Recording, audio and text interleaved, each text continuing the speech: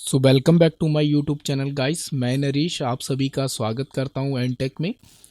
मेरे पास आज डेल का मदरबोर्ड आया है जिसका पार्ट नंबर है G712P। रिवीजन इसका 1.0 है। ये नो पावर के केस में मेरे पास रिसीव हुआ है और पहले हम इसका एक्चुअल में स्टेटस चेक करेंगे और उसके बाद हम इसे किस तरीके से ट्रबल शूट करते हैं, किस तरीके से इसे रिपेयर करते हैं।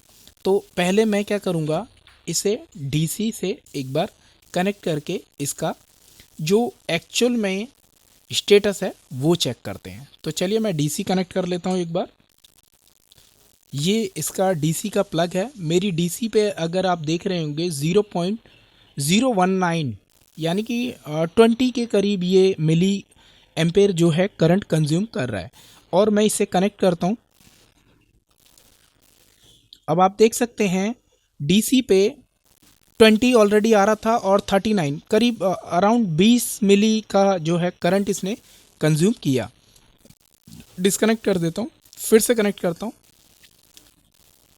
तो अभी ये मदरबोर्ड ऑन नहीं हो रहा है। तो सबसे पहले हमें क्या चेक करना होता है कि कहीं पर शॉर्टिंग तो नहीं है। तो जल्दी से एक बार शॉर्टिंग चेक कर लेते हैं।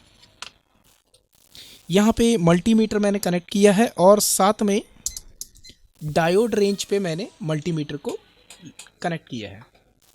ठीक है,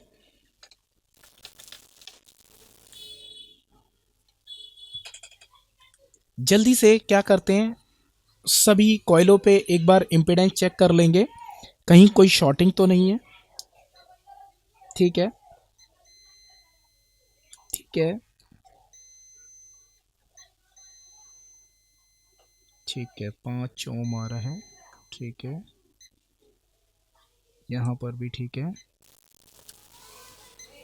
ठीक है। और ये भी आपकी ठीक है।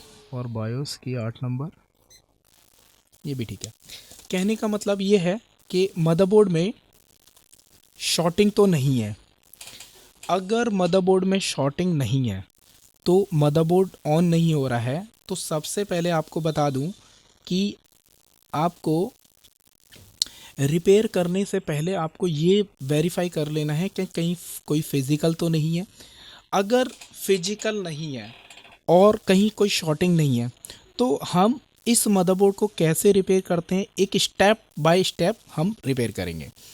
तो चलते हैं हमारे स्कीमेटिक की तरफ और स्कीमेटिक की मदद से हम एक सीक्वेंसली हम चेक करेंगे। नो पावर का केस है। सबसे पहले हमें शुरुआत करनी पड़ेगी हमारी किससे, आरटीसी सेक्शन। क्या हमारा आरटीसी वैलिड है? अगर आरटीसी वैलिड है, आरटीसी क्लॉक वैलिड है, देन उसके बाद हम स्टेप बाय स्टेप रिपेयर करते चले जाएंगे। तो सबसे पहले मुझे स्कीमेटिक लेना होगा। तो चलते हैं हमारे स्कीमेटिक की तरफ। तो ये इसका स्कीमेटिक है। ये एक्चुअल में बोर्ड व्यू जो है इसका मिलता जुलता है। ठीक है, हम क्या करते हैं, यहाँ पे सबसे पहले हमें क्या सर्च करना है, आर टी सी।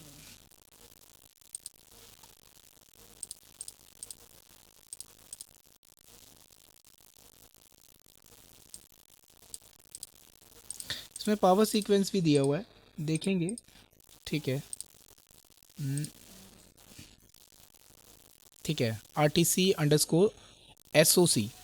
अब यहाँ पे हालांकि मैंने आपको बताया कि ये बोर्ड व्यू जो है मैच करता है थोड़ा बोर्ड, लेकिन एग्जिट नहीं है। तो आरटीसी अगर हम सर्च करना चाहें तो हमें यहाँ पे दिए हुए हैं, यहाँ पे दिया हुआ CLRP मतलब क्लियर। एक मतलब ये क्या हो गया, अगर हम इस पॉइंट पे अगर हम चेक करेंगे तो SRC रीसेट, साथ में नीचे दिया हुआ क्लियर 2, SRC रीसेट 1 है और आरटीसी रीसेट। यानी कि इन दो पॉइंटों पे हमें अगर वोल्टेज मिलती है, हालांकि ये वाला रजिस्टर हमें मिलना थोड़ा सा मुश्किल हो जाएगा क्योंकि बोर्ड व्यू नहीं है लेकिन ये एग्जिट नहीं है, लोकेशन एग्जिट नहीं बताएगा। तो इसलिए हम ओनली फॉर क्या चेक करेंगे, यहाँ से आरटीसी रीसेट और एसआरसी रीसेट और आरटीसी रीसेट, इन दोनों की ही वोल्टेज हम चेक कर पाएंगे।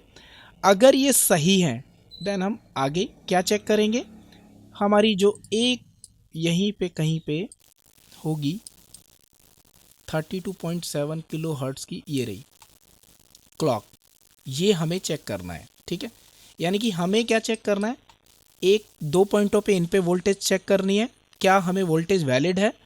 अगर वोल्टेज वैलिड है तो फिर हम क्या चेक कर लेंगे, 32.7 किलो हर्ट्स का क्रिस्टल काम कर रहा है या नहीं। तो चलते हैं हमारे मदरबोर्ड की तरफ। तो यहाँ पे डीसी भी मेरी कनेक्ट है और मल्टीमीटर भी मेरा कनेक्टेड है, और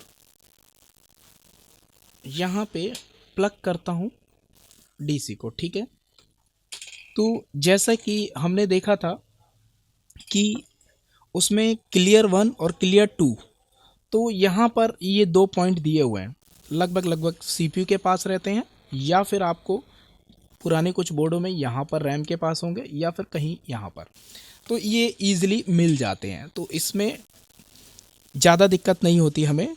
तो यहाँ पे हम चेक करते हैं, अभी मेरा मल्टीमीटर जो है डीसी मोड पे है, और यहाँ पे हम चेक करेंगे क्या हमें कोई वोल्टेज है। इस बात का ध्यान रखिएगा कि ये जो प्रॉब है वो माइनस लगाई हुई है, उसको आप इग्नोर कीजिएगा, बस आप ये देखिएगा कि वोल्टेज सही है कि गलत है। तो यहाँ पे 3.1 वैलिड है। दूसरे पॉइंट पे ये मेरी एक आपकी आरटीसी रीसेट और एक आपकी एसआरसी रीसेट, ये दोनों वैलिड हैं। साथ में मैंने आपको बताया कि अगर ये दोनों वैलिड जाती हैं तो हमें चेक करना पड़ेगा क्या मेरा आरटीसी क्लॉक बन रहा है। मैंने बताया था कि मल्टीमीटर से एटलीस्ट आइडिया मिल जाता है, तो चेक कर लेते हैं।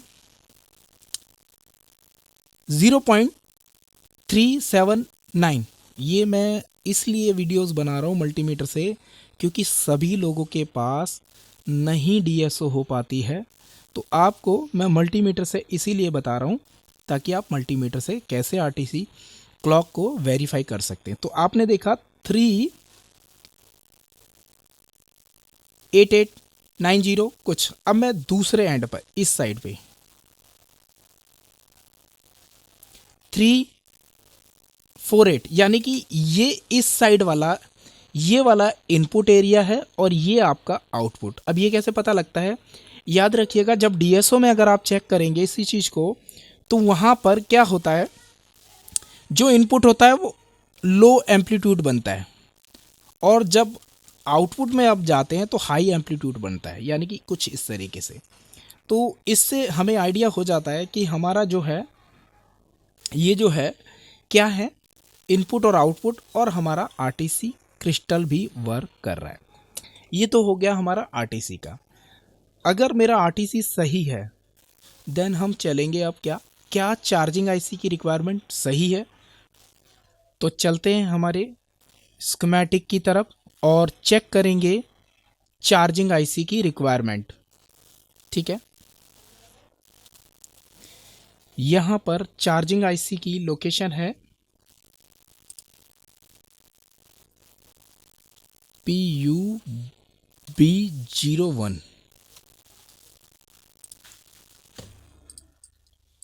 चार्जिंग आईसी में मैं केवल एक 17 नंबर पे मुझे 19 वोल्ट चेक करनी है, साथ में 8 नंबर पिन पर मुझे ये चेक करना है क्या VDD-P बना है, यानी कि चार्जिंग आईसी का LDO बना है, और इसके अलावा 24 नंबर AC ओके।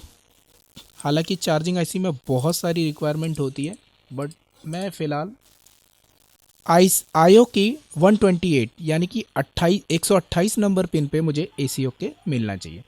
वापस से जाते हैं चार्जिंग आईसी पे, यानी कि हमें क्या चेक करना है, 17 नंबर, 8 नंबर, 24 नंबर। तो चलते हैं हमारे मदरबोर्ड की तरफ। यहाँ पे डीसी को एक बार कनेक्ट करूँगा। ठीक है, मैंने डीसी प्लग कर दी है। 17 नंबर, 8 नंबर, 24 नंबर चेक करते हैं क्या हमारी रिक्वायरमेंट सही है चार्जिंग आईसी की। सबसे पहले मैं 17 नंबर पे चेक करूँगा।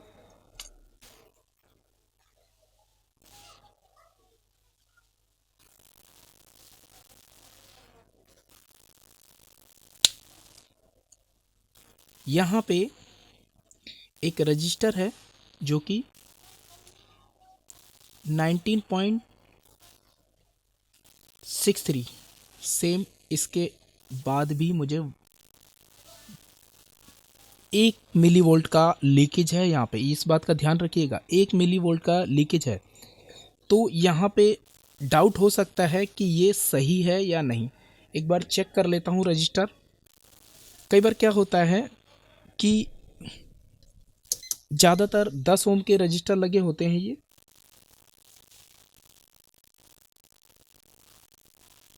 ठीक है, 10 ओम आ रहा है, हम इसे सही मानेंगे। आगे चलते हैं। 17 नंबर पे हमें जो वोल्टेज थी वो वैलिड मिली, यानी कि 19 पॉइंट प्रॉपर है। इसके बाद मैंने आपको बताया कि 8 नंबर पे इसका क्या था, VDDP। AC डिटेक्ट मैं नहीं चेक करूँगा क्योंकि ऑलरेडी वीडियोस जो है लंबी हो जाती है। तो 8 नंबर पे मैंने बताया था कि VDDP हमारा चेक करेंगे। VDDP हमारा जो है बिल्कुल वैलिड है। इसके अलावा मैंने कहा था कि आयो की 128 नंबर पे हमें AC ओके पहुंचाना है, लेकिन चार्जिंग IC पे भी हमें चेक करना होता है, साथ में आयो पर भी। कई बार ऐसा होता है कि कुछ लोग चार्जिंग IC पे चेक कर कर ही छोड़ देते हैं, तो ऐसा नहीं करना है क्योंकि आगे जाके वो कहीं ना कहीं आपको दिक्कत करेगा बोर्ड नो पावर में।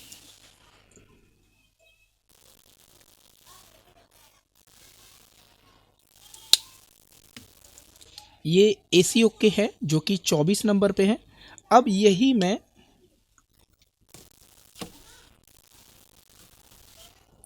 128 पर चेक करूंगा।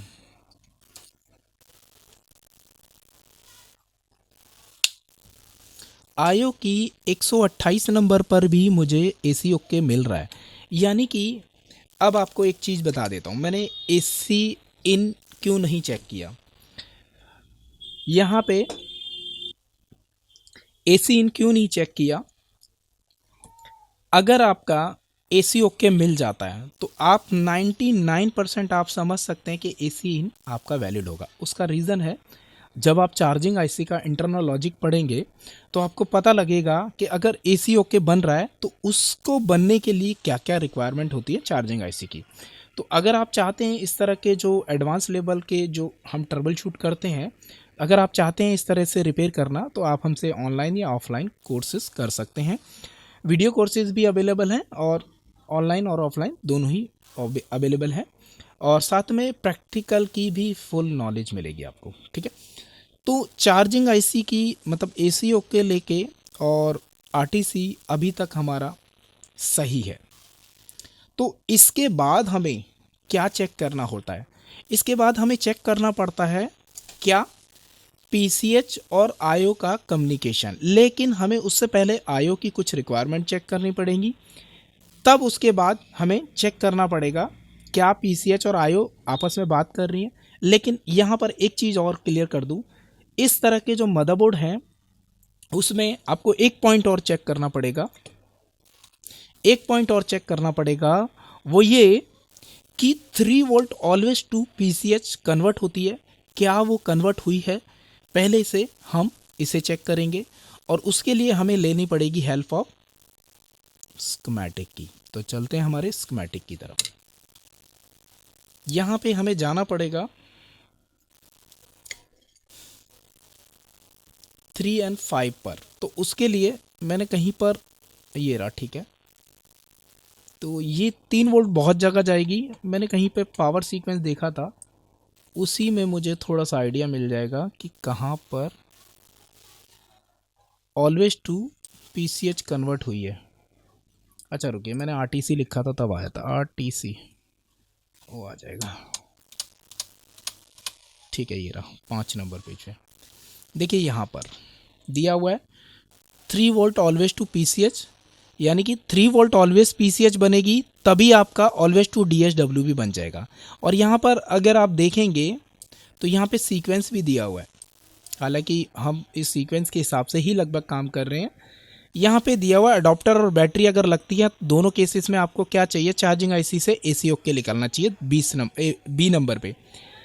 ये गया आयो पर, जो कि हमने चेक कर लिया है, जो कि हमने आयो पर चेक किया, क्या हमारा एसी इन पहुंचा है, बिल्कुल पहुंचा है। लेकिन यहाँ पे देखिए इस पावर सीक्वेंस में कहीं पे आरटीसी का जिक्र नहीं किया, जबकि आरटीसी हमें पहले चाहिए, यहाँ पे जिक्र किया है। ठीक है, बी के बाद यानी कि इससे पहले, मतलब एसी इन पहले बनेगा, यहाँ पर फिर आरटीसी सी नंबर पे, सी के बाद हमें फिर हमें क्या चाहना है, सी के बाद यहाँ पे कुछ और दिया है क्या, सी के बाद नहीं दिया। सी में ये कह रहा है कि एलडीओ भी बनना चाहिए 3 और 5 का, वो भी चेक करेंगे हम। ठीक है, फिलहाल हम जो चेक करने जा रहे हैं वो ये चेक करने जा रहे हैं, क्या हमारा 3 volt always to PCH convert हुआ है। लेकिन उससे पहले हमें एक चीज और चेक करनी पड़ेगी, क्या हमारे मदरबोर्ड में 3 और 5 बनी है, क्योंकि 3 और 5 बनेगी तभी हमारा 3 volt always to PCH convert होगा। लेकिन इसका मैं नज़दीक का कोई पॉइंट चेक कर लेता हूं, जिससे कि मैं चेक कर सकूं कि 3 वोल्ट ऑलवेज टू पीसीएच। देखिए यहाँ पे एक शॉर्ट पैड लगाकर 3 वोल्ट ऑलवेज को ही क्या कर दिया, 3.3 एसपीआई, यानी कि यही वोल्टेज आपकी बायोस पर भी जाएगी। अगर आप इस वोल्टेज को नहीं बनाते तो आपकी बायोस पे वोल्टेज नहीं मिलेगी, और जिसके कारण से बायोस भी काम नहीं करेगी। तो चलते हैं, पहले एक बार और देख लेता हूँ कहाँ पर नज़दीक पॉइंट है 3 वोल्ट ऑलवेज का।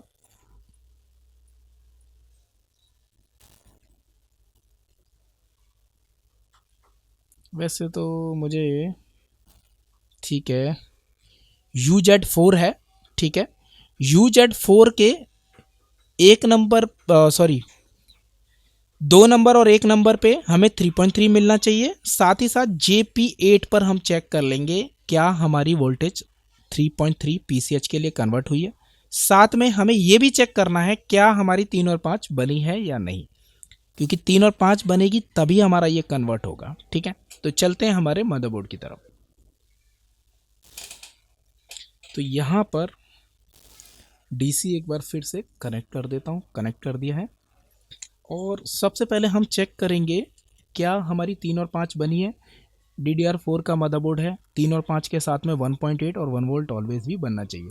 तो लगभग ये शायद 3 और 5 रहती है, ये 5 है और ये आपकी 3.3 है, दोनों बन रही हैं।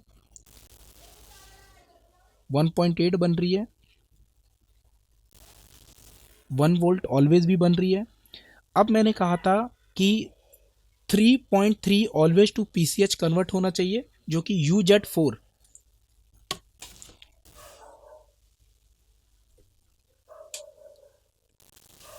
UZ जो है 4 यहां पर लगा हुआ है और ये इसका 1 नंबर पिन होगा।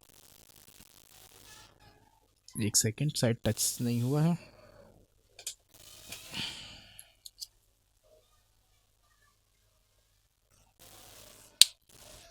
ठीक है, ये 1 नंबर इसकी पिन है। और वहीं पे मैंने बताया था JP8 एक पैड बना हुआ था वहां पर, जो कि 3 वोल्ट ऑलवेज टू पीसीएच में कन्वर्ट हो रहा था। तो ये आपका यहां पर है, यानी कि 3 वोल्ट ऑलवेज टू पीसीएच भी कन्वर्ट हुई है। अब ये भी चेक कर लें साथ ही साथ क्या हमारी बायोस पे वोल्टेज है।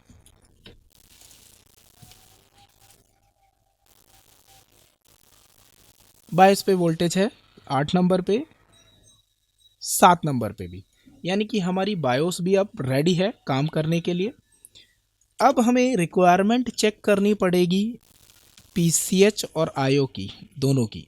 पहले हम आईओ की रिक्वायरमेंट चेक करेंगे, क्योंकि अभी क्या होना चाहिए, ये ऐसे है और इसको जैसे ही हम प्लग कनेक्ट करते हैं तो बोर्ड जो है ऑटो ट्रिगर हो जाता है, यानी कि ऑटो ऑन हो जाता है, क्योंकि ये डेल का बोर्ड है।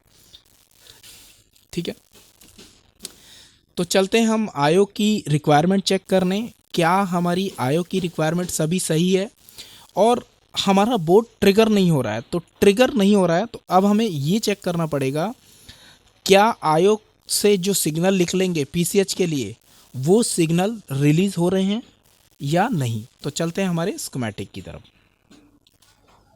आयो की लोकेशन है UE1, ठीक है। यहाँ पे ये वोल्टेज है एक, और 122 नंबर पे हमें वोल्टेज चेक करना है। और ये वोल्टेज एक बार देख लेते हैं कहाँ से बनी है। ये बन रही है ऑलवेज, ठीक है, ऑलवेज 3 और 5 तो बन रही है, ठीक है। तो कहीं ना कहीं अच्छा, 115 नंबर पे और 5 नंबर पे हमें चेक करना है वोल्टेज, और देखते हैं।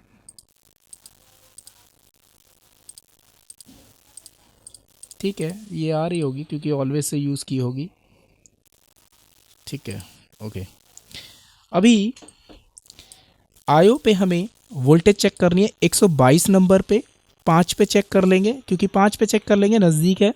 और हमें 115 नंबर पे, तो चलते हैं हमारे बोर्ड की तरफ और चेक करते हैं 5 नंबर, 122 और 115, इन पर हमें वोल्टेज मिल रही है आयो की वीसीसी या नहीं। तो चलते हैं हमारे मदरबोर्ड की तरफ। तो डीसी ऑलरेडी कनेक्ट कर लेता हूँ, मैं कनेक्ट कर दी है। आयो की 5 नंबर, 122 नंबर और 115 नंबर।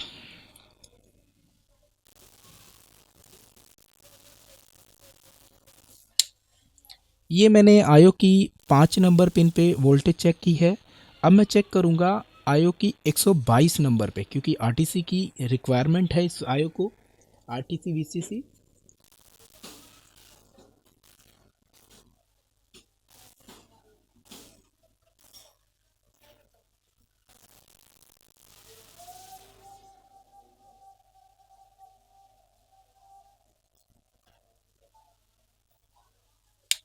पहले मैंने ये 115 नंबर पिन पे चेक किया है, क्योंकि 15 के बाद ही आगे बढ़ता जाऊंगा मैं। 15 नंबर पे, 115 नंबर पे ये वैलिड है।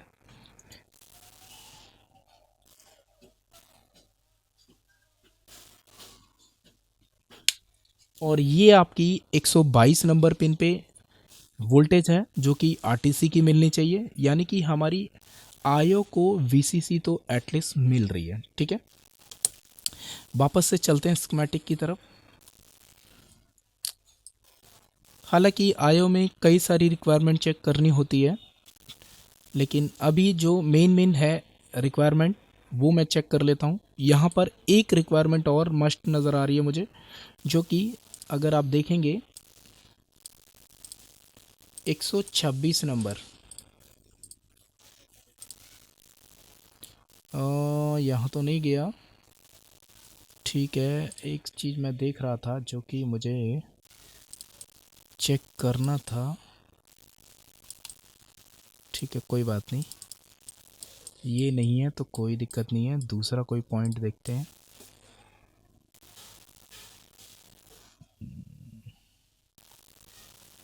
यहाँ पे आयो की 126 नंबर पे भी आरटीसी हमें चेक करनी है, अभी चेक करेंगे और देखते हैं।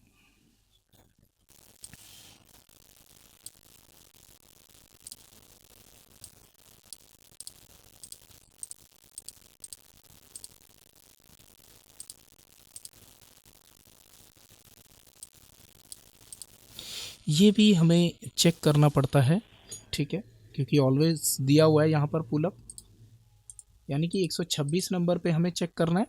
साथ में 20 नंबर पे भी हमें वोल्टेज चेक करना है, 126 और 20 नंबर। और भी कुछ देख लेते हैं, कुछ और है क्या। 22 नंबर पे भी वोल्टेज है, लगभग ये वोल्टेज है तो सब पे होगा, हालांकि चेक करना चाहिए।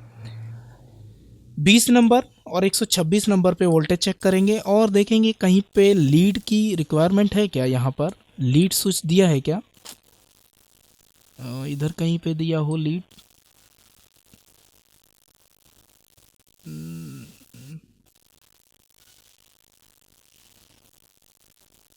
लीड, अच्छा ये रहा 66 नंबर, यानी कि हमें 66 नंबर, यानी कि एक 20 नंबर और 126 और 20 और 66 नंबर हमें वोल्टेज चेक करना है। तो चलते हैं हमारे मदरबोर्ड की तरफ।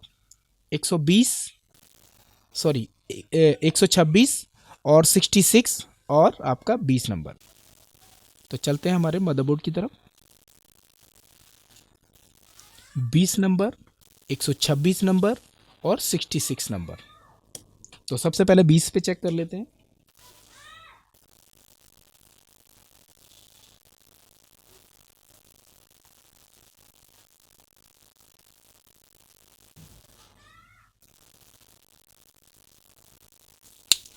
ये आयो की 20 नंबर पिन है और इसके बाद हमें चेक करना था 126 नंबर।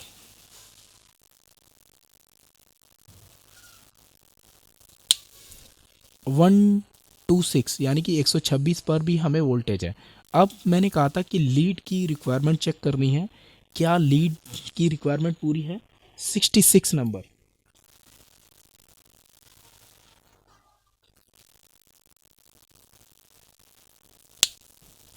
यहाँ पर लीड की भी रिक्वायरमेंट सही है, यानी कि लीड भी प्रॉपर काम कर रहा है। और आगे चलते हैं स्कीमेटिक की तरफ। इसके अलावा हमें और क्या चेक करना चाहिए? हालांकि और भी कई सारी रिक्वायरमेंट है, लेकिन जल्दी जल्दी मैं देख लेता हूँ। एक मुझे चेक करना है 27 नंबर पे RSMRST लिखला है या नहीं, और एक 52 पावर बटन आउट। पहले मैं RSMRST चेक करता हूँ, फिर मैं आपका चेक करूँगा पावर बटन आउट। क्योंकि यहाँ पर अगर देखेंगे 5 नंबर, यहाँ पावर सीक्वेंस में अगर आप देखेंगे तो यानी कि 5 से पहले, मतलब 6 नंबर पे पावर बटन आउट निकल रहा है और 5 नंबर पे RSMRST, यानी कि इस मदरबोर्ड में RSMRST पहले लिख लेगा और पावर बटन आउट बाद में लिख लेगा। तो चलते हैं हमारी फिर से UE1 पर, सॉरी UE1 क्या चेक करना है?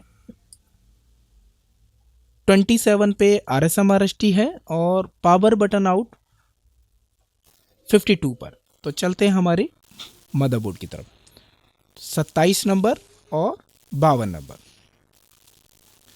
तो सबसे पहले RSMRST चेक कर लेते हैं 27 नंबर पिन पे क्या हमें मिल रहा है। मेरे मल्टीमीटर की तरफ देखते रहिएगा।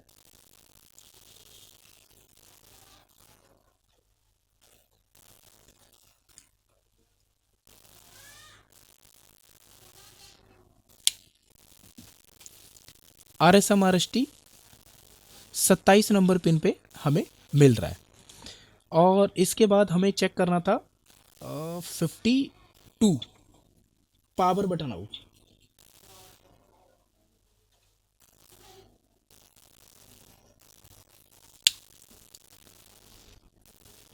पावर बटन आउट जो है 52 पर 1.3 के करीब मिल रहा है, यानी कि पावर बटन कहीं ना कहीं कम मिल रहा है। तो ऐसे केसेस में हम कई बार मान सकते हैं कि CPU ख़राब हो चुका है, क्योंकि क्या होता है, जो पावर बटन आउट है वो हमेशा क्या रहता है, आयो से डायरेक्ट कनेक्टेड रहता है PCH के साथ। आयो और PCH मतलब दोनों आपस में इस तरीके से कनेक्टेड रहते हैं। अगर पावर बटन आउट पर वोल्टेज कम मिल रही है तो रिस्पॉन्सिबल हो सकता है CPU। ज़्यादातर चांसेस होते हैं CPU ख़राब होने के। लेकिन यहाँ पर अगर आप गौर से देखेंगे तो यहाँ आयो ऑलरेडी रिप्लेस की गई है, यानी कि किसी ने देखा होगा कि हाँ यहाँ पर जो है वोल्टेज कम आ रही है तो आयो रिप्लेस करके देखी होगी, जिसके कारण से मदरबोर्ड ऑन नहीं हुआ होगा। लेकिन यहाँ पर हुआ क्या है, जब हमने चेक किया तो पावर बटन आउट पे वोल्टेज ही कम मिल रही है, यानी कि 1.2 मिल रही है। तो एक बार वापस चलेंगे स्कीमेटिक में, देखेंगे क्या कुछ और हम इसमें सर्च कर सकते हैं जिसकी वजह से हमारा मदरबोर्ड बन जाए या फिर हमारा CPU बच जाए। हालांकि 90 और 80% इस तरह के केसेस में आपका CPU ख़राब हो जाता है। और अगर आप को ज़्यादा आइडिया है तो आप मुझे कमेंट करके बताएं कि अगर इस तरह का जो केस आता है क्या हम CPU बचा सकते हैं इस तरह के केसेस में। फ़िलहाल हमें क्या मिला, पावर बटन आउट कम मिला, जो कि हमें मिलना चाहिए नॉर्मल 3.3।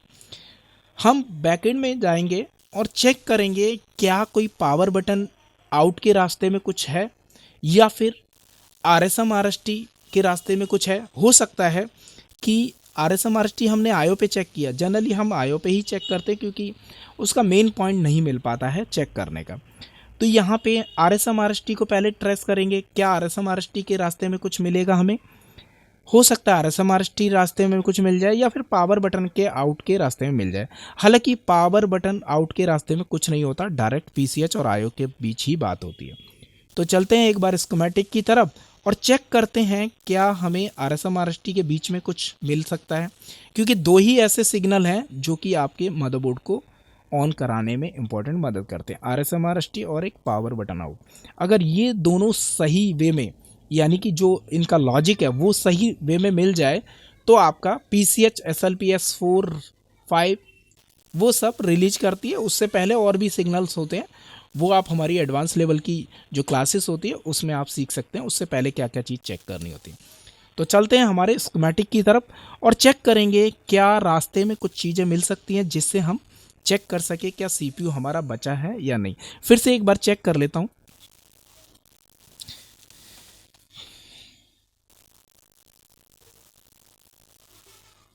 ये आपका RSM RST है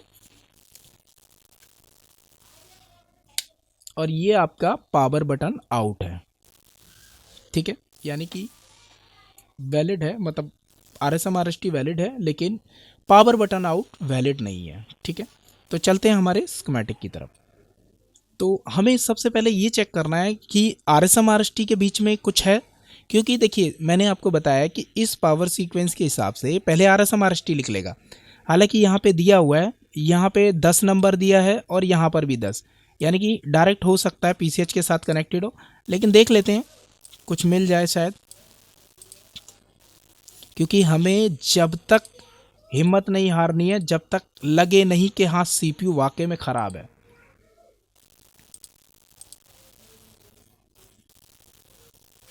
एक ये एंड गेट लगा हुआ है क्योंकि यहाँ पे ये RSM RST आ रहा है। देखते हैं अभी और देखते हैं कुछ।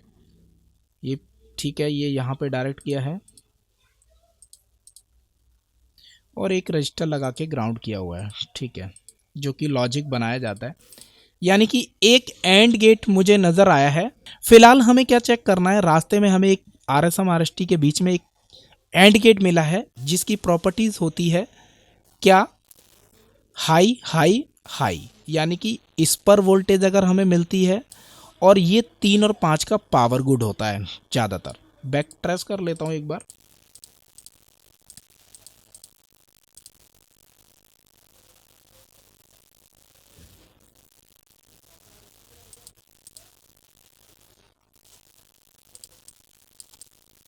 ठीक है, 3 का पावर गुड है जो कि आपका किस पर जा रहा है, UC5 के 1 नंबर 2 नंबर पे हमें वोल्टेज मिलना चाहिए, साथ में 4 नंबर पे। तो चलते हैं हमारे मदरबोर्ड की तरफ और चेक करते हैं क्या हमें ये एंड गेट काम करता हुआ नज़र आ रहा है, यानी कि आउटपुट अपना दे रहा है या नहीं, 1 नंबर 2 नंबर और 4 नंबर। तो चलते हैं हमारे मदरबोर्ड की तरफ। तो यहाँ पे UC5 देख लेते हैं थोड़ा सा। एक यहाँ पर है और एक ये है, ठीक है, ये लगा, ठीक है, यहीं आयो के पास में ही लगा है UC5। इसके 1 नंबर पिन पे हमें वोल्टेज मिलना चाहिए, मिल रहा है, ठीक है। 2 नंबर पे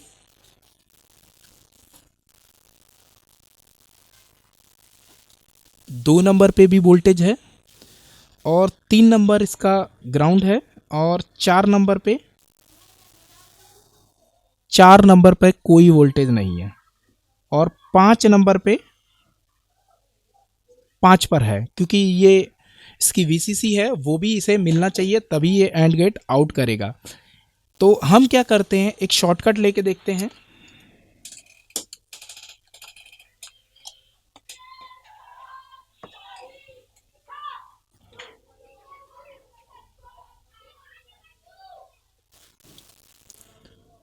तो यहाँ पे मैं क्या करूँगा कि हमें पता है कि R S M R S T 1 नंबर पर आ रहा था, ठीक है।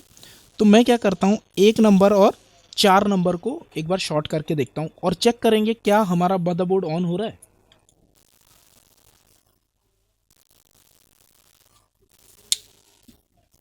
मैंने शॉर्ट किया है और फिर से मैं प्लग अनप्लग करता हूँ। हाँ ठीक है, मदरबोर्ड देखिए मेरा ऑन हो गया है। मैं फिर से ऑफ कर रहा हूँ। ठीक है, मदरबोर्ड ऑन हो गया है। यानी कि हुआ क्या, और इसके बाद हम चेक करेंगे कि जो पावर बटन आउट की जो वोल्टेज कम मिल रही थी, क्या वो R S M R S T out P C S तक नहीं पहुंच पा रहा था, उसकी वजह से कम मिल रही थी। अभी चेक करेंगे। पहले मैं इसको जंपर कर लेता हूं एक बार। पहले इसे मैं हटा देता हूं।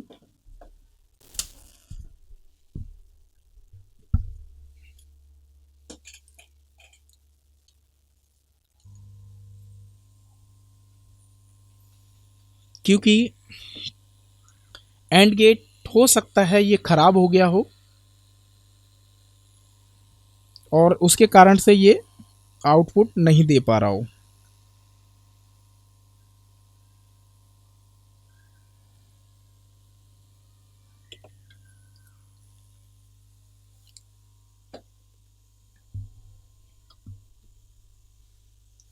बहुत कम केसेस ऐसे मिल पाते हैं जो कि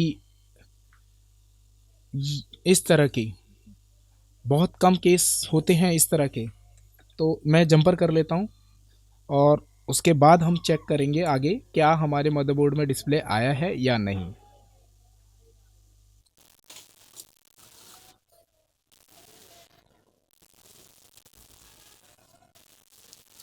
यहाँ पर मैं क्या कर रहा हूँ, एंड गेट तो नहीं है मेरे पास, तो मैं फ़िलहाल क्या कर रहा हूँ, 4 नंबर और 1 नंबर को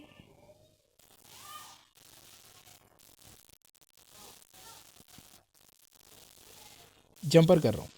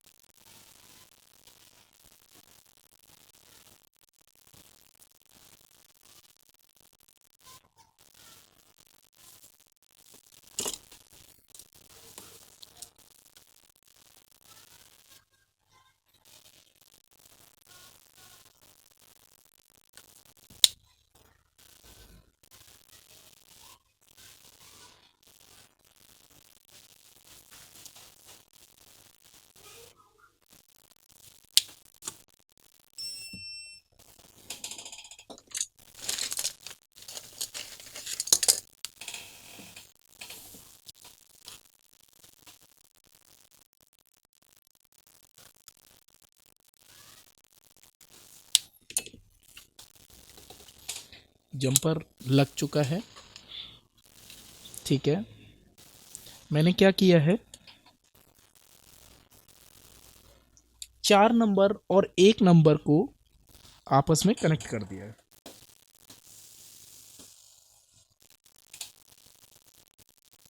और अब हम चेक करेंगे जो पावर बटन आउट की जो वोल्टेज थी वो हमें कम मिल रही थी,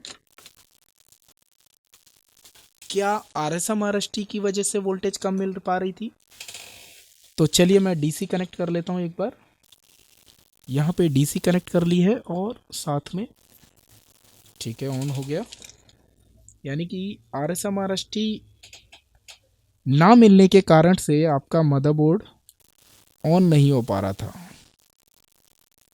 और ये आपका पावर बटन आउट वाली जो पिन है जिस पे हमें 1 वोल्ट के करीब वोल्टेज मिल रही थी।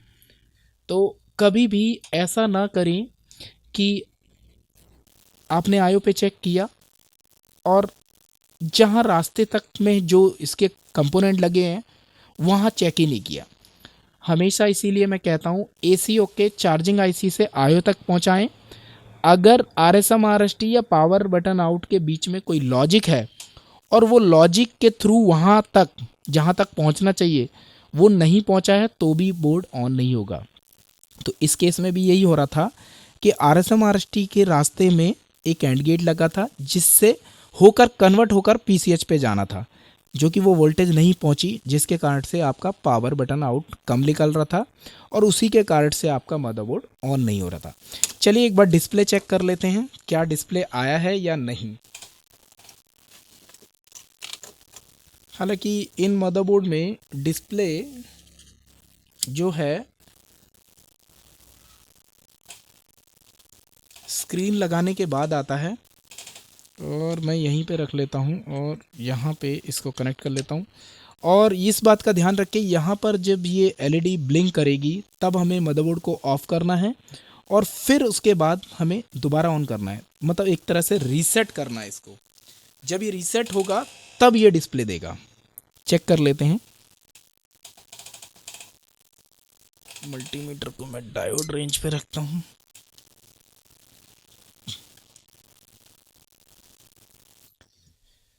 चेक करते हैं क्या डिस्प्ले आया है। अगर डिस्प्ले नहीं आया होगा तो फिर हमें बायोस करनी पड़ेगी, क्योंकि बायोस भी ऑलरेडी छेड़ रखी है। ठीक है, ब्लिंक कर गया। अब मैं इसे ऑफ करता हूँ।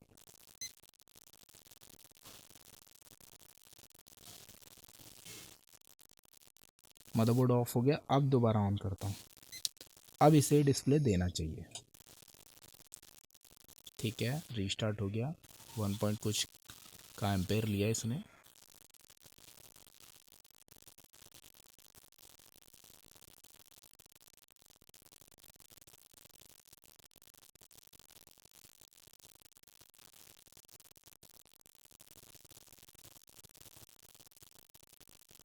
डिस्प्ले नहीं आया।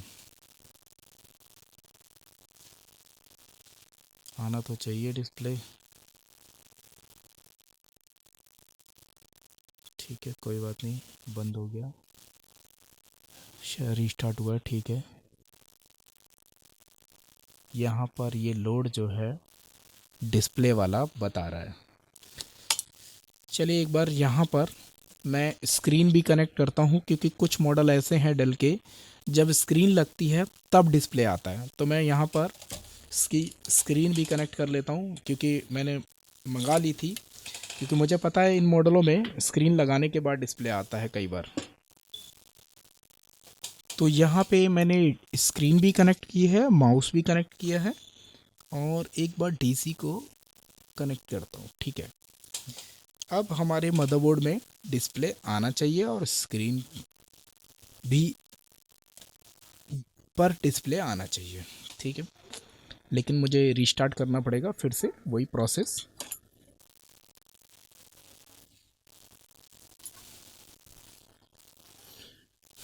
ब्लिंक कर गया।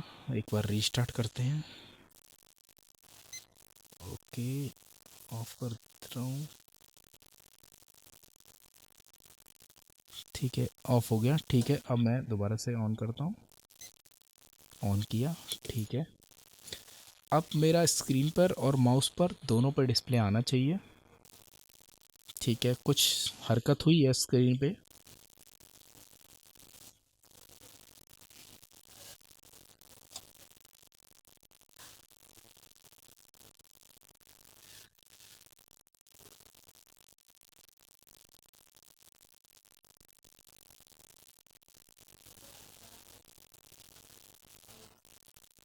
अब डिस्प्ले आएगा, देख लेते हैं। 1.5, हाँ एक, ठीक है, माउस पर डिस्प्ले आ गया है, लेकिन स्क्रीन पर डिस्प्ले नहीं आया है। माउस पे डिस्प्ले आ गया है, स्क्रीन पे नहीं आया है। ठीक है, तो हो सकता है स्क्रीन सपोर्ट ना कर रही हो, या फिर स्क्रीन तो सपोर्ट करती है ये। कई बार क्या होता है, बायोस छेड़ी हुई है तो कई बार क्या होता है, बायोस छेड़ी होती है, तो बायोस एक बार हम रीप्रोग्राम करके देखते हैं। अगर बायोस से नहीं आएगा तो फिर हम, या फिर इसी बायोस पे माउस पे डिस्प्ले आ रहा है, हम क्या करते हैं, एक बार इस बायोस को बिल्ड करते हैं, मतलब नई बनाते हैं, क्योंकि सर्विस टैग नंबर मेरे पास इसका आया हुआ है। बनाकर डालकर देखते हैं, अगर स्क्रीन पे डिस्प्ले आया तो वेल एंड गुड, नहीं आया तो एलवीडीएस की कुछ रिक्वायरमेंट है, हम चेक करेंगे। अगर नहीं होगा तब देखते हैं आगे का क्या होता है। फिलहाल हम क्या करते हैं, इसका बैकअप ले लेते हैं बायोस का, और उसके बाद हम क्या करेंगे, इस बायोस को बिल्ड करेंगे, क्योंकि स्क्रीन टेस्टेड है मेरी और इसी स्क्रीन पे डिस्प्ले मैं देखता हूँ लगभग।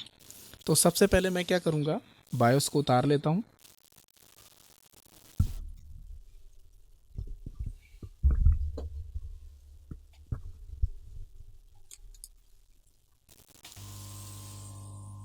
क्योंकि इसमें डिस्प्ले तो आ रहा है, माउस पर नहीं आ रहा है। कई बार क्या होता है, ऐसे केसेस में बायोस भी ख़राब हो जाती है। तो हम क्या करेंगे, इसी बायोस को बिल्ड करेंगे, और उससे क्या रहेगा कि कंफर्म रहेगा, टेस्टेड हमारा ये डेटा है।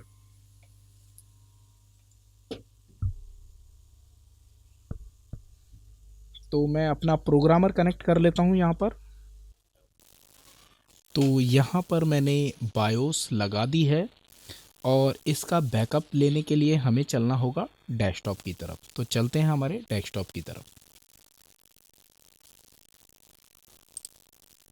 तो ये इसका बैकअप ले लेते हैं, और बैकअप इसी में रख देंगे।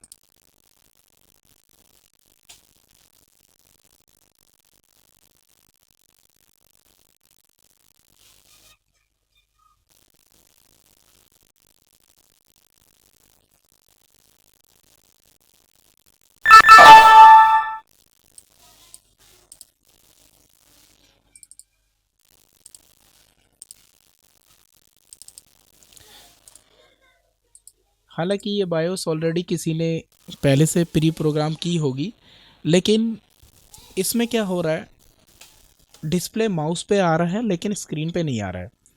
तो हमें क्या करना पड़ेगा, इसी की मदद से हम नई बायोस एक बिल्ड कर लेते हैं। डेल सपोर्ट पे जाएंगे, और यहाँ पर एक सर्विस टैग नंबर जिन्होंने इसको भेजा है, उनसे मैंने सर्विस टैग नंबर मंगा लिया है, और यहाँ पर सर्विस टैग नंबर मैं पुट कर देता हूँ।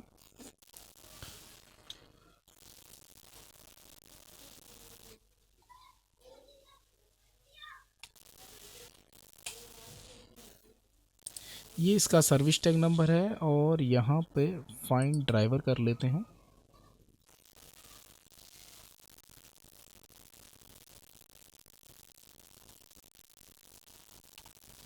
बायोस पर जाएंगे, और यहाँ पर ओल्ड वर्जन पे क्लिक करेंगे। तो यहाँ पे ज़रूरी नहीं है कि आप रैंडमली कोई सा भी एक वर्जन ले सकते हैं, सभी लगभग काम करते हैं। तो हम क्या करते हैं, लेटेस्ट वाला वर्जन उठा लेते हैं, और यहाँ पर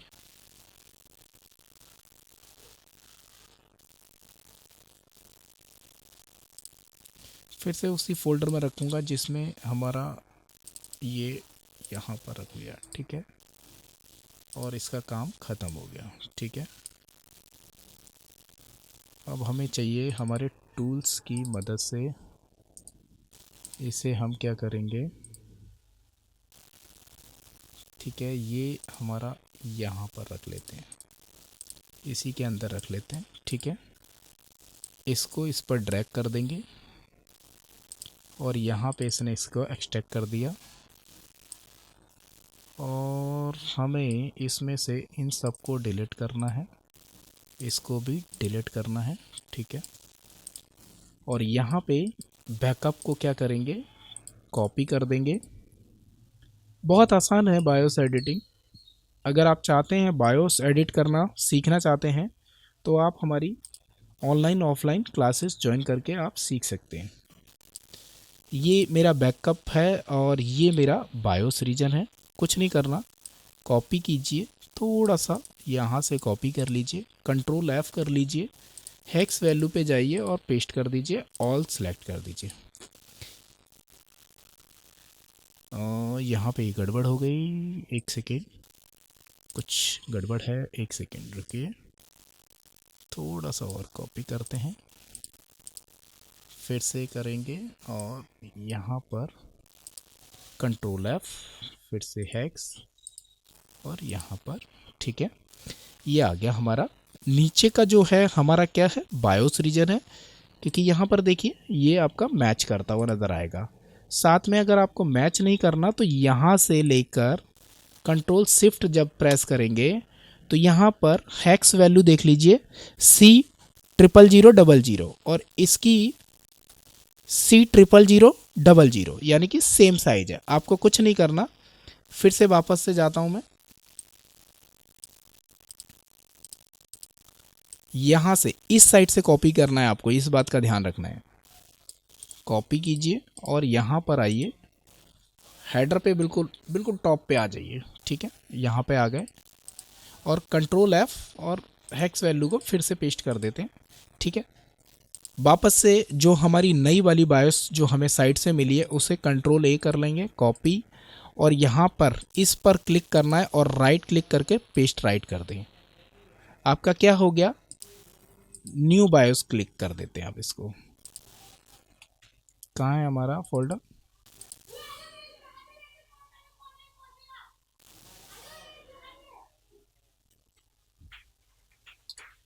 यहाँ पे न्यू डॉट बिन कर देते हैं, ठीक है।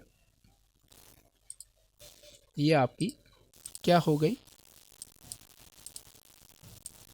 इसके अंदर बायोस रीजन रिप्लेस हो गया। अब हमें क्या करना है, एमई भी रिप्लेस करनी है। तो एमई आप ये वाली यूज़ कर सकते हैं, इस एमई में कोई दिक्कत नहीं है, ठीक है।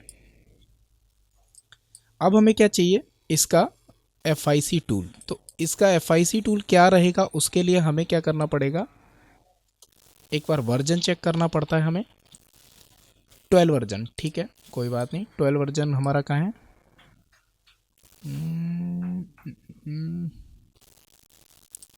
एक सेकेंड, यहाँ पर आ गए और 12 वाला वर्जन कॉपी कर लिया हमने, यहाँ पर रख लेते हैं इसको, और इस बायोस को हम रख लेते हैं यहाँ पर, ठीक है, क्योंकि इस बायोस का काम ख़त्म हो गया। FIC टूल पर जाइए, यहाँ पर जाइए,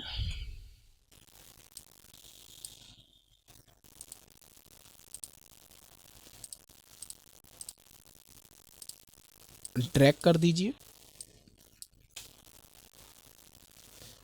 बिल्ड सेटिंग पे जाना है आपको और जनरेटर मीडिएटर फाइल को नो कर दें, फाइल को सेव एज कर दें, क्लोज कर दें।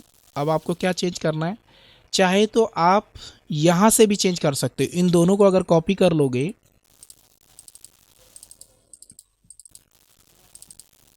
आप यहाँ से भी बायोस रीजन चेंज कर सकते हो। यानी कि ये जो बायोस रीजन है इसका नाम क्या करो, कॉपी करो और रीनेम कर दो, और इस वाली को डिलीट कर दो। यानी कि डायरेक्ट आप यहाँ से भी बायोस रीजन रिप्लेस कर सकते हो। हम केवल एमई रीजन रिप्लेस कर रहे हैं, इसका हमारा कोई काम नहीं है। हमें क्या करना है, एमई रीजन कॉपी कर लीजिए, यानी कि एमई को हमें क्लीन करना है, डिलीट, और यहाँ पर जाकर हम क्या करेंगे, रीनेम कर देंगे। वापस से जाएंगे, बैक जाएंगे और यहाँ पर ओपन कर लेंगे, फाइल को अनटाइटल नाम से जो सेव किया उसे ओपन कर लेते हैं और यहाँ पे बिल्ड कर देते हैं। यस, आपकी बिल्ड होके तैयार हो गई, ये आपकी बायोस तैयार है।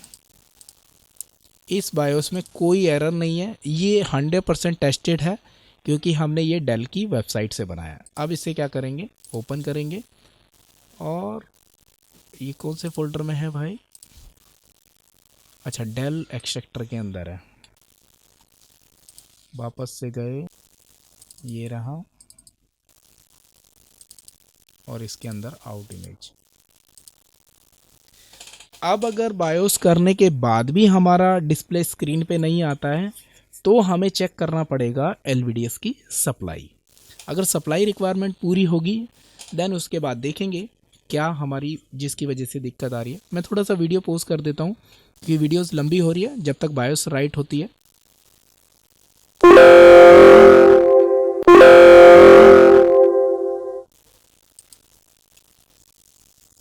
और यहाँ पर ये बायोस जो है राइट हो चुकी है सक्सेसफुली।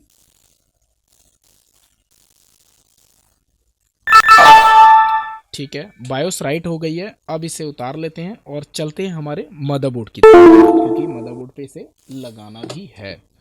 ठीक है, तो यहाँ पर बायोस को एक बार लगा लेते हैं, एक बार बायोस को।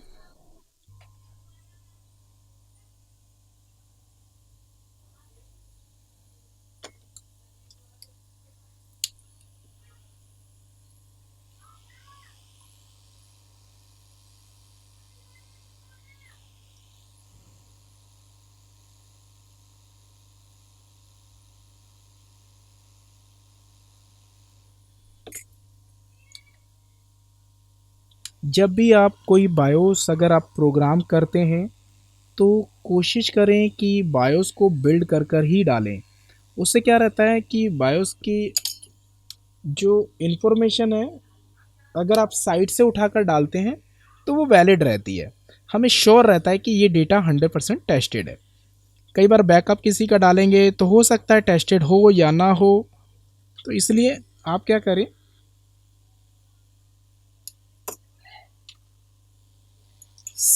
कोशिश करें कि ज़्यादातर आप बायोस को बिल्ड कर कर ही डालें।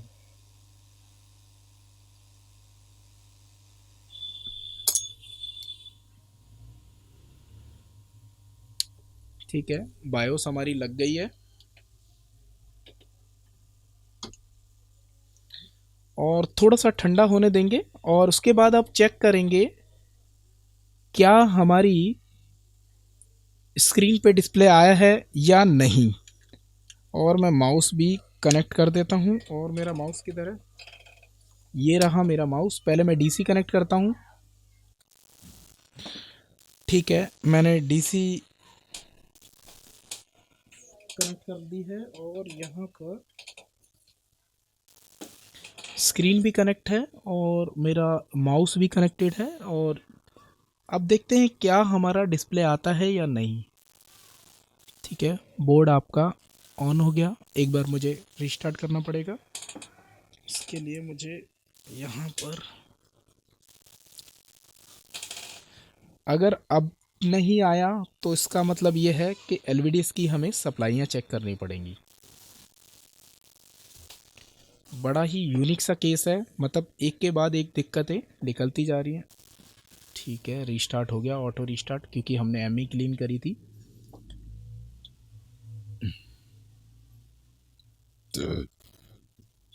सॉरी।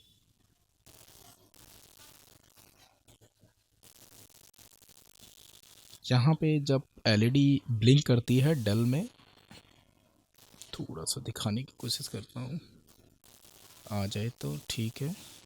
जब यहाँ एलईडी ब्लिंक करती है तब आपका बंद करना पड़ता है, लेकिन ये ऑटो 2 से 3 बार रीस्टार्ट हो गया, अब हमें बंद करने की ज़रूरत नहीं है, ये नॉर्मल डिस्प्ले देना चाहिए। ये जब हमें करना पड़ता है जब हमारा मदरबोर्ड रीस्टार्ट नहीं होता है, तो हमें मैनुअल रीस्टार्ट करना पड़ता है। अभी ये ऑटोमेटिक देखिए डिस्प्ले आ गया है माउस पर, लेकिन स्क्रीन पे डिस्प्ले नहीं आया है। स्क्रीन पे डिस्प्ले डिम भी नहीं आ रहा है।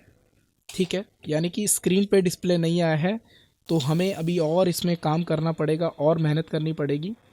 अब हम चेक करेंगे एलवीडीएस की कुछ सप्लाइयाँ। तो पहले हम पिनें देख लेते हैं कौन कौन सी पिनों पे क्या क्या सप्लाई आनी चाहिए, देन उसके बाद हम फिर वापस से, क्योंकि ये हीट भी हो जाएगा, फ़ैन नहीं आया।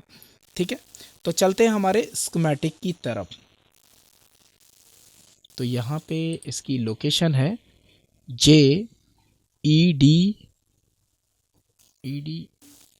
एक second P E D P और 1 एंटर करता हूँ।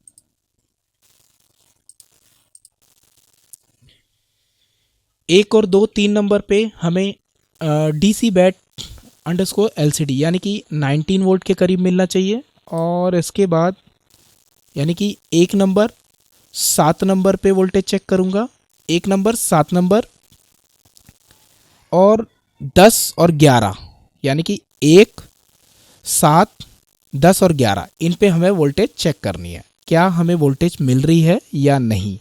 क्योंकि यहाँ पर नॉर्मली ये तो LCD वीडियो हो गई, ये आपकी जो है बैकलाइट वगैरह के इनेबल वगैरह के लिए होती है।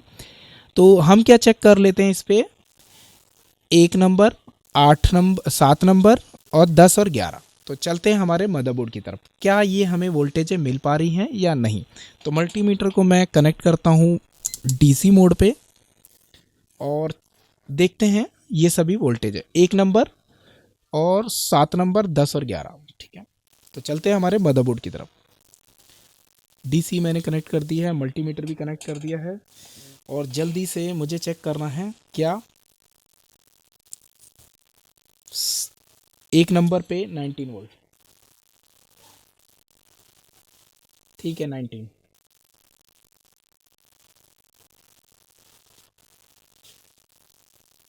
7 नंबर पे वोल्टेज है 3.3।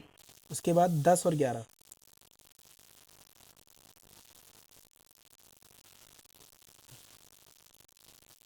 10 पर कोई वोल्टेज नहीं है, नहीं है, एक सेकेंड, 1 2 3 4 5 6 7 8 9 10, 10 पर वोल्टेज हमें जब चेक करनी है जब हमारा बोर्ड में डिस्प्ले आ जाएगा, ठीक है। अभी रीस्टार्ट नहीं हो रहा है, मुझे मैनुअल रीस्टार्ट करना पड़ेगा जल्दी से, फिर मुझे सारी वोल्टेज दोबारा से चेक करनी पड़ेगी।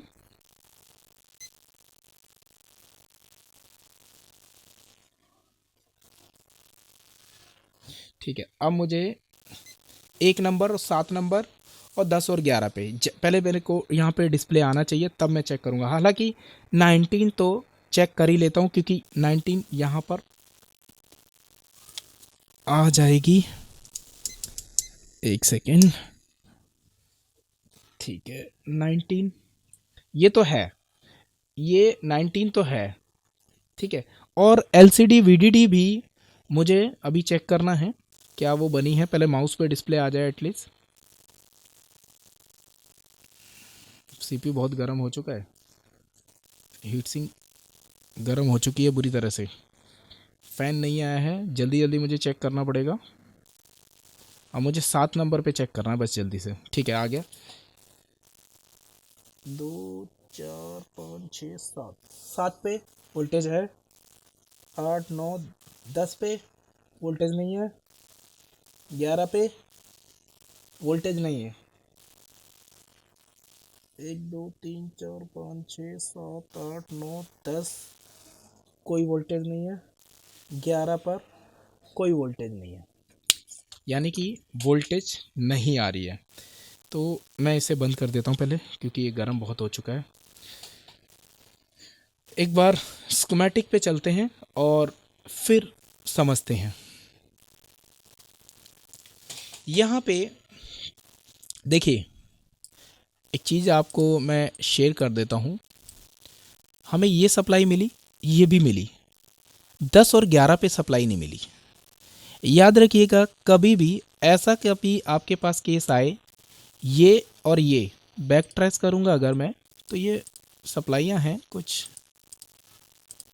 अगर आप देखेंगे तो यहाँ पर कुछ ऐसे, इसको कॉपी कर लेते हैं और ये आपकी कहाँ से आ गई, ठीक है जी कोई बात नहीं, यहाँ से आ रही है, ठीक है। और ये आपकी रहेगी डायरेक्ट आपकी आईओ से कनेक्टेड, ठीक है। चल आईओ से कनेक्टेड है, लेकिन आईओ से निकले तो आईओ को भी कुछ यहाँ पर इनपुट मिलेगा तभी ये आउट करेगी, ठीक है।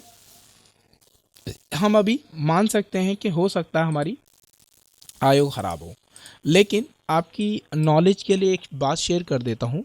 यहाँ पे एक चीज़ हमेशा याद रखिएगा, कभी भी 2 सप्लाइयाँ अगर मिसिंग रहता है तो 90% चांसेस होता है कि आपका 90% चांस हो सकता है, 10% चांस हो सकता है कुछ और, 90% चांस होता है कि सीपीयू ख़राब हो। क्योंकि ये दोनों अगर मिसिंग है तो मैंने ऐसा एक्सपीरियंस किया है, ज़्यादातर अगर दोनों मिसिंग होता है तो ज़्यादातर फॉल्ट सीपीयू से निकलता है। और अगर इन दोनों में से, ज़रूरी नहीं ये नाम हो, कुछ भी दो सप्लाइयाँ अगर आपस में मिसिंग होती हैं तो अगर एक रहती है तो चांसेस हो जाता है बनने का। ठीक है, अगर यहाँ पर दो मिसिंग है दैट इज़ अ सीपीयू हो सकता है फॉल्टी हो। तो हमें क्या करना है, ये चेक करना है पहले, हमें इस सप्लाई अगर नहीं बन रही है तो हमें इसकी तरफ पहले नहीं भागना है। पहले हमें ये चेक कर लेना है कि ये जो ईडीपी सिग्नल है जो आप यहाँ पे देख रहे हैं, ईडीपी टीएक्स एन और पीएक्स, ये जितने डेटा की लाइन है क्या ये डेटा की लाइनें सही हैं, यानी कि इसे कॉपी करें तो यहाँ पे कुछ कैपेसिटर है ये, ठीक है, इसके रास्ते में कैपेसिटर लगे हुए हैं और ये डायरेक्ट आपका वही पीसीएच या सीपीयू कह सकते हैं, इसके डायरेक्ट कनेक्टिविटी है। तो हमें इसमें क्या चेक करना है, ये जो कैपेसिटर हैं इन पर हमें चेक करना है क्या इनकी सभी की वैल्यू सेम है। अगर सभी की वैल्यू सेम है तब हम जाके किस पर काम करेंगे, फिर हम इसकी सप्लाइयाँ बनाएंगे। मैंने क्या बताया, मैंने बताया कि जब दो सप्लाइयाँ मिसिंग होती हैं तो चांसेस बढ़ जाता है कि सीपीयू आपका ख़राब हो। तो पहले हम चेक करेंगे क्या इनकी इम्पीडेंस ठीक है, क्योंकि हमारे पास इम्पीडेंस ही तरीका है चेक करने का। लगभग इम्पीडेंस आपको मैं बता देता हूँ, इन सब का सेम आना चाहिए। तो चलते हैं हमारे मदरबोर्ड की तरफ और डायोड मोड पे एक बार कैपेसिटरों के दोनों एंड पे चेक करेंगे क्या इम्पीडेंस सही है या गलत है। तो मैं स्क्रीन को डिस्कनेक्ट कर दे रहा हूँ।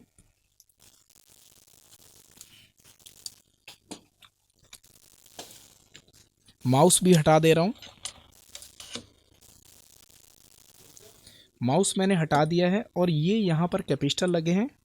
अब हमें इसमें ये चेक करना है क्या जो मैंने बताया ईडीपी के जो सिग्नल्स हैं उनकी वैल्यू सही है या नहीं, क्योंकि यही डिसाइड करते हैं कि आपका सीपीयू ख़राब है या नहीं। मैंने आपको बताया कि जब दो सप्लाइयाँ मिसिंग हो तो ज़्यादातर चांसेस मैंने देखा है कि आपका सीपीयू ख़राब रहता है। इस केसेस में आपको ज़्यादा मेहनत करने की ज़रूरत नहीं है। तो यहाँ पे मैं देख लेता हूँ, मुझे थोड़ा सा चश्मा लगाना पड़ेगा, ठीक है। पहले यहाँ पे ये पास में ही है, इसके इम्पीडेंस चेक करते हैं। एक साइड में, इस साइड में चेक कर रहा हूँ पहले, फिर मैं उस साइड चेक करूँगा। इसका इम्पीडेंस 243, इसका इम्पीडेंस थोड़ा ज़्यादा है, थोड़ा नहीं बहुत ज़्यादा है। आगे चलते हैं, चेक करते हैं। 252 ठीक है, ठीक है। 254, 252, 53, 43 यही चल रहा है। एक का इम्पीडेंस इसमें अलग मुझे मिला जो कि एक दूसरे नंबर की, ये देखिए इस पिन का इम्पीडेंस गलत है, ठीक है। और एक इस साइड भी चेक कर लेते हैं। इस साइड तो सब ओएल दिखा रहे हैं, यानी कि जिस साइड सीपीयू से कनेक्टेड है उस साइड आपका क्या है इम्पीडेंस। देखिए ये एक जो पिन है इसका इम्पीडेंस गलत आ रहा है और बाकी सबके इम्पीडेंस सही है। अब एक बार कैपेसिटर उतार के देख लेते हैं क्या इम्पीडेंस कैपेसिटर उतारने के बाद सही होते हैं। ये तो कंफर्म है कि सीपीयू खराब है।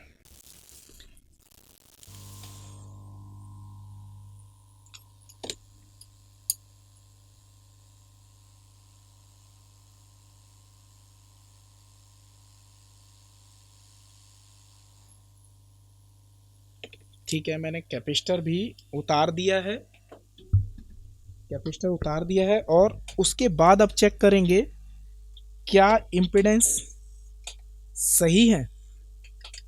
और एक बार दूसरा कैपेसिटर भी लगाऊंगा क्योंकि मेरे पास सेम बोर्ड मिलता जुलता है। और अब चेक करते हैं, सेम स्टेटस है। और जबकि इसके साथ वाला देखिए इसका इम्पीडेंस ठीक है। अब मैं क्या करता हूं, मिलता जुलता बोर्ड है।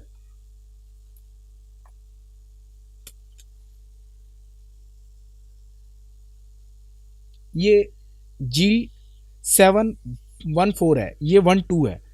कैपेसिटर सेम ही है लगभग, एक बार लगा के जल्दी से चेक कर लेते हैं।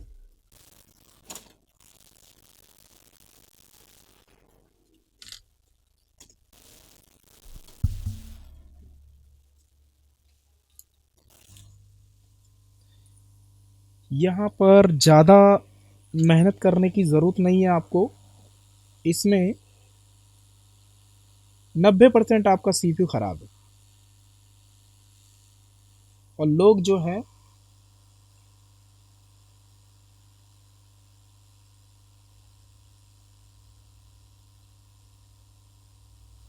इस तरह के केसेस में बहुत ज़्यादा मेहनत करते हैं। आपको बता दूं कि मेहनत करने की ज़रूरत नहीं है, क्योंकि ये क्या है, अभी जब हमने स्कीमेटिक पे देखा तो ये डायरेक्ट लाइन किससे जुड़ी है, सीपीयू से। यानी कि ये क्या कर रहा है, सीपीयू फॉल्टी हो चुका है। पहले मैं इसकी चेक कर रहा हूँ, साथ वाले की।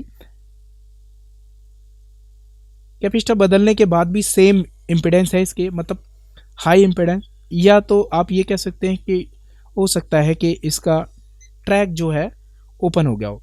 तो यहाँ पे ये पता लगता है कि हमारे मदरबोर्ड में डिस्प्ले तो आया, लेकिन इसमें सीपीयू ख़राब निकला है। ठीक है, हालांकि सीपीयू बहुत पहले ख़राब हो चुका था, जब हमारा RSMRST नहीं निकल रहा था।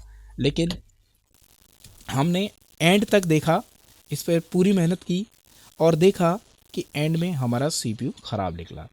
तो अगर मेरी ये केस स्टडी आपको पसंद आई है तो शेयर करें, लाइक करें।